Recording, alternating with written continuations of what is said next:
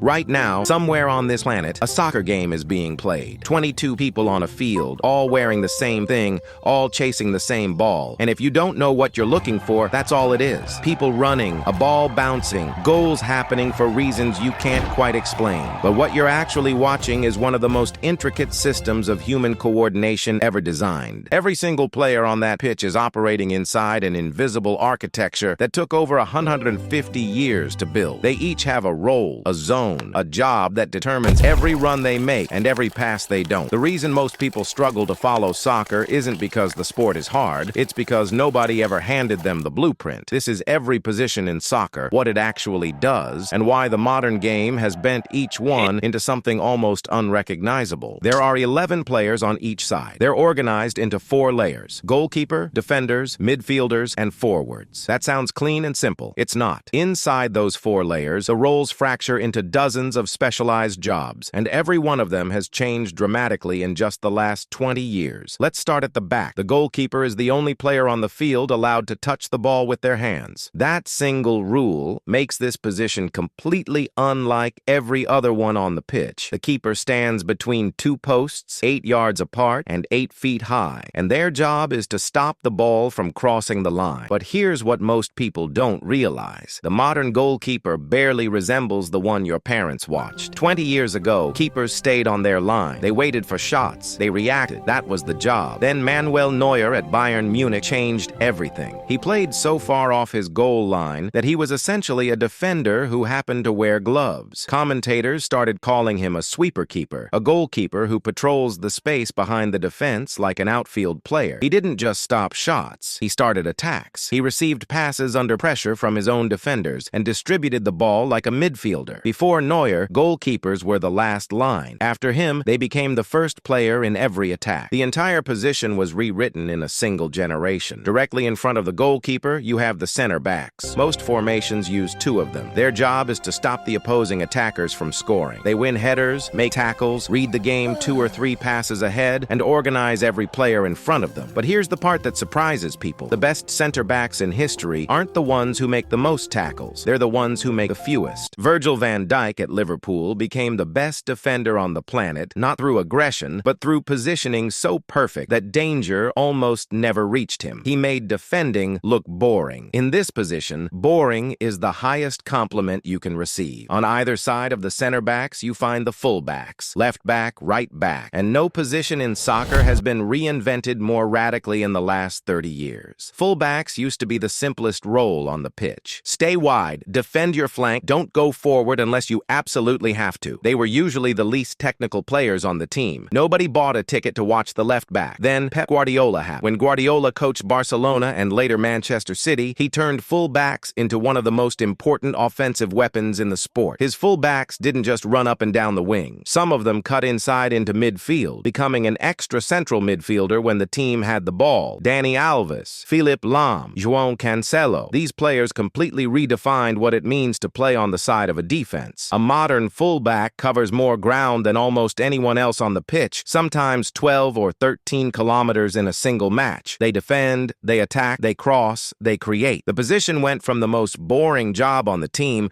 to one of the most physically demanding roles in professional sports. Now we move into midfield, and this is where the architecture gets interesting. The deepest sitting midfielder is the defensive midfielder, sometimes called the number 6, sometimes called the holding midfielder. And this might be the most important position on the entire field that casual fans completely ignore. The defensive midfielder sits in front of the back line and controls the space between the defense and the midfield. They intercept passes. They break up attacks. They recycle possession when nobody else can find an option. They set the tempo of the entire game. When this player has a bad day, the whole team falls apart. It's like removing a load-bearing wall from a building. Everything above it collapses. Sergio Busquets played this role for Barcelona for over 15 years. Scouts had a famous saying about him. You watch the game, you don't see Busquets. You watch Busquets, you see the whole game. That's the essence of the position. Invisible to the casual viewer, foundational to everything. Above the 6, you find the central midfielders, the number 8s. These are the engines of the team. They connect defense to attack. They carry the ball forward under pressure. They arrive late into the penalty area to score goals nobody expected them to score. They track back and defend. They press, they create. The number 8 needs to do everything at least reasonably incredibly well, which is why it produces some of the most complete players in the sport. Kevin De Bruyne could spray a 60-yard pass and score from 30. N'Golo Kanté could cover more ground than two players combined. Luka Modric could control the rhythm of an entire match with a single touch. Same position, entirely different interpretations. That's the beauty of midfield. Now, just behind the forwards, there used to live the most glamorous player on the pitch, the number 10, the playmaker, the one who saw passes nobody else could see. Pelé, Maradona, Zidane, Ronaldinho, all 10s. They operated in a zone called the hole, the pocket of space between the opponent's midfield and defense, and they turned that space into art. For decades, the 10 was the most celebrated position in the sport. But here's the uncomfortable truth. The classic number 10 is dying. Modern defensive systems have compressed the space where playmakers used to live. Teams today press so aggressively that a player who only creates and doesn't work without the ball is a luxury nobody can afford. The players who still wear the 10 shirt, like Jude Bellingham, now do the job of a creator and a workhorse simultaneously. The pure luxury playmaker who floated between the lines waiting for inspiration is nearly extinct. Out on the flanks, ahead of the fullbacks, you have the wingers, left wing, right wing. Their job is to stretch the defense horizontally, creating space in the center for everyone else. A traditional winger hugged the touchline on their natural side. Right foot on the right, left foot on the left. They ran at defenders and delivered crosses into the box. The modern game flipped this entirely. Today, most elite wingers play on their opposite flank. A left-footed player on the right side, cutting inside onto their stronger foot, shooting instead of crossing. Mohamed Salah, Arjen Robben, Lionel Messi in his later years, all inverted wingers. They score goals that used to belong only to strikers. This single tactical shift has been one of the most significant changes in how soccer is played in the 21st century. At the very top of the formation sits the striker, the number 9, the goal scorer, the one name even casual fans always know. The striker's job is the most straightforward in the sport and the most unforgiving. Score goals. Everything else is secondary. Robert Lewandowski scored over 600 career goals by mastering a space no bigger than a living room. Erling Haaland can disappear for 89 minutes, touch the ball once, score, and win the match. The best strikers in history don't need 10 chances, they need one. And then there's the role that broke the entire system, the false 9, a striker who isn't really a striker. Instead of staying high and central where a 9 is supposed to live, the false 9 drops deep into midfield, dragging the center backs forward and leaving a massive gap behind them that nobody knows how to defend. Guardiola weaponized this in 2009 when he moved Messi into the false 9 role against Real Madrid. Barcelona won 6-2. The defending team had no answers because the space where the striker was supposed to be was empty. Nobody was where they were supposed to be. The tactical map broke. The false 9 isn't just a position, it's a philosophy. The idea that where you aren't can be more dangerous than where you are. And that's what nobody tells new fans about soccer positions. The formation you see on a screen before kickoff, the 4-3-3, the 4-4-2, those are just starting points. The second the whistle blows, it's fluid. Fullbacks become midfielders. Midfielders become wingers. Strikers drop so deep they're practically defenders. The numbers on the graphic are a language, not a cage. They describe where you begin, not where you'll end up. Once you learn that language, you stop seeing 22 people chasing a ball. You start seeing the structure, the geometry, the invisible system underneath every pass and every movement. That's the moment soccer stops being chaos and starts being the most intricate team sport ever designed. You were always watching the same game, you just didn't have the blueprint. Now you do.